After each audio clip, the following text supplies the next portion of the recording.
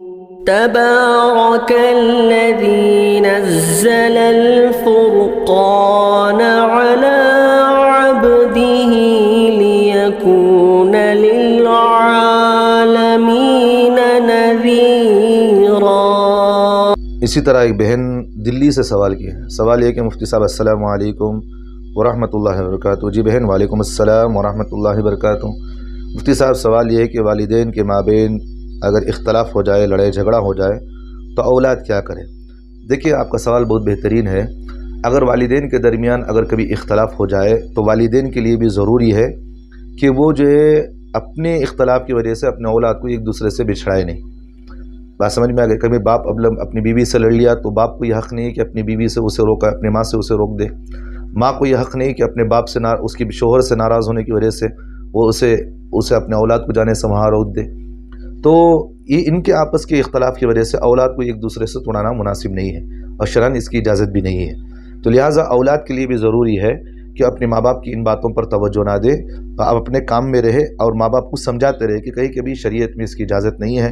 آپ دونوں بھی ہمارے ہیں، اور جس طرح دونوں ہاتھ میرے لیے ضروری ہیں تو دونوں آنکھ جس طرح ضروری ہیں تو اسی طرح تم دونوں بھی میرے لیے ضروری ہیں۔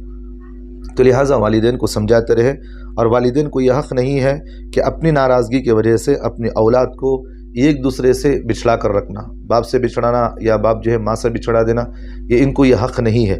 بات سمجھ میں آ رہی؟ بعض لوگ ایسے ہوتا ہے کہ اگر میاں بیوی کے درمیان طلاق واقع ہو جائے تو شوہر کیا کرتا ہے، اپنے بچوں کو اپنی طرف لے جاتا ہے۔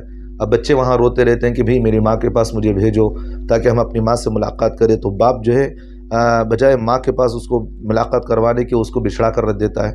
آج کل ہمارا تو سسرال تو ظالم بنا ہوا ہے، چھڑا کر رکھ دیتا ہے۔ جتنی وہ تکلیف برداشت کر رہی ہے، جتنی اسے تکلیف ہو رہی ہے، اس کا عذاب اس کے باپ پر بھی ہوگا، اس کو گناہ ہوگا۔ اگر ماں اپنے بچوں کو اپنے باپ سے بچھڑا کر رکھی ہے تو ماں کو اس کا گناہ ہوگا۔